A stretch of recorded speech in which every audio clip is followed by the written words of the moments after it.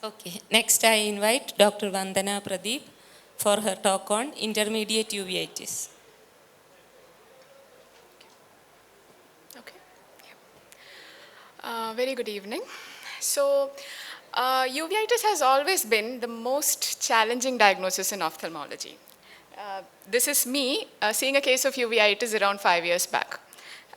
Never actually, nothing actually made much sense to me.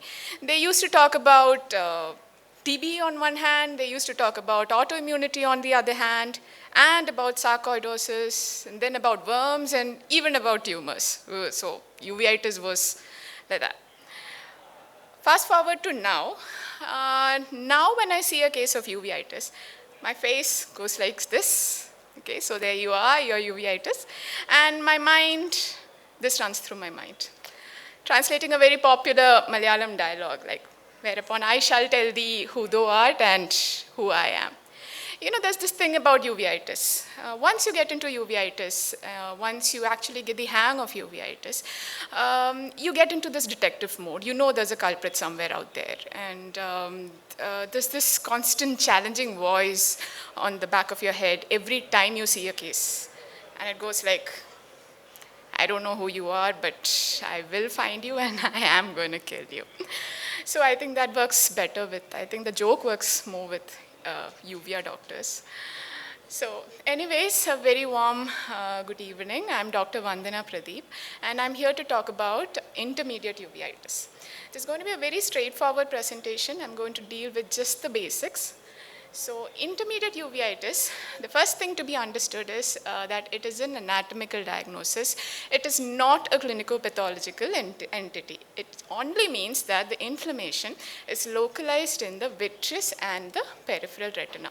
The Sun classification classifies intermediate uveitis into pars planitis, posterior cyclitis, and hyalitis. First described by Fuchs in 1908.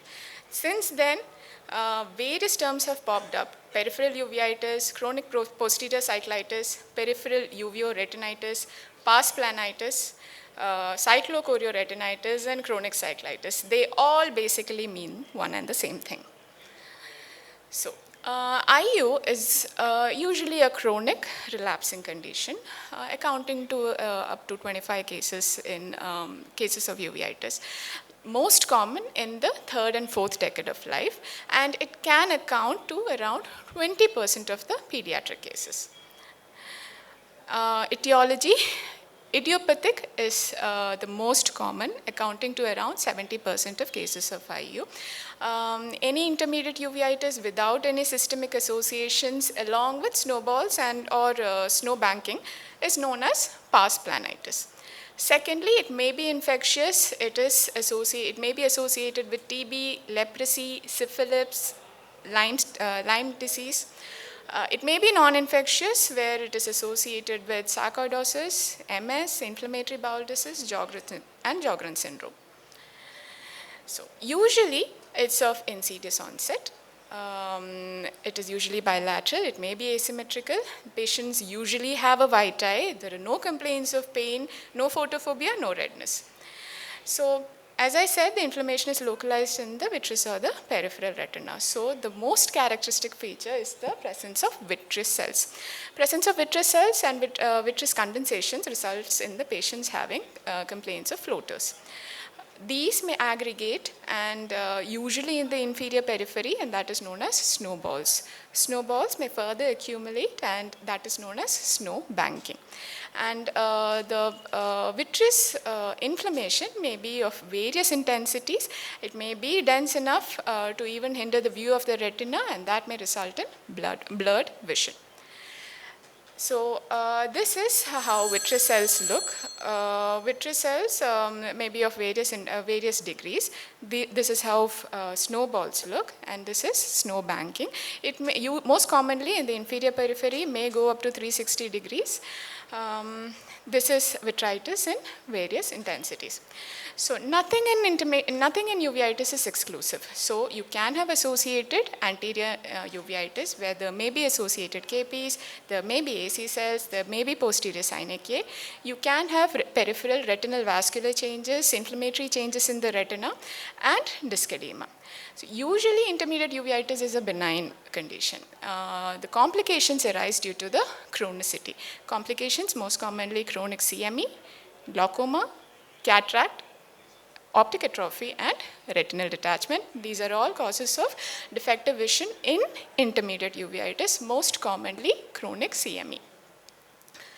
So diagnosis, as I just said, the diagnosis of intermediate uveitis is purely clinical. Investigations are done to look out for any underlying condition. So remember that guy? So whenever you see an case of intermediate uveitis, take out your detective hats and get a detailed history. Always do investigations and look for any signs of infections. Look for TB, look for sarcoidosis, get a chest X-ray, or if needed, a CT chest. So these are all aimed at looking for any underlying associated systemic conditions. So the rule of the thumb is rule out infections and rule out malignancy. Once you do that, you can do other investigations like OCT. This will help you assess the status of the macula, whether you have any CME, whether you have any retinal stippling.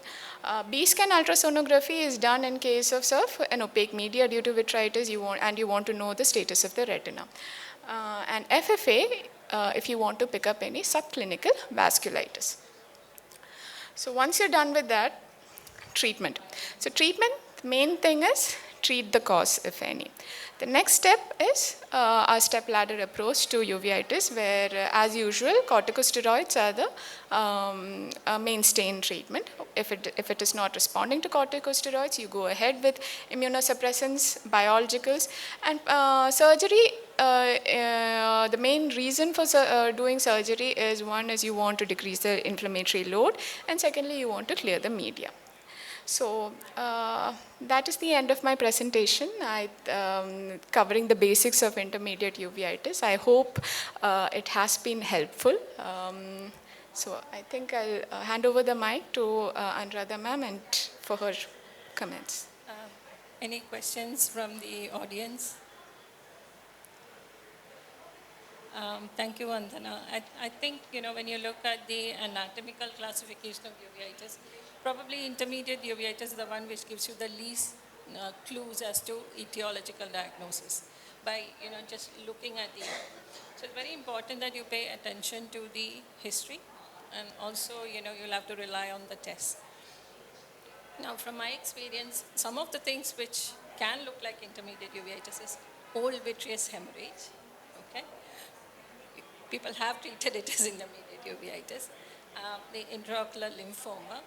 The intraocular lymphoma, you should suspect when you have somebody who's in the older age group, 50, 60 plus patient presenting with intermediate uveitis. They typically have this peripheral sheet-like cells, and they can also have, classically they have the sub-RPE deposit, which can look like drusen on OCT. The third one is the amyloidosis. Okay, so doing a vitreous biopsy and subjecting it to pathological tests can be helpful. Not to miss out, delayed or chronic post-op NOFs, which can also look like intermediate uveitis. So again, if you don't see adequate response, the best thing will be to go for a vitreous tap or biopsy and subject it to cytology as well as microbiology evaluation.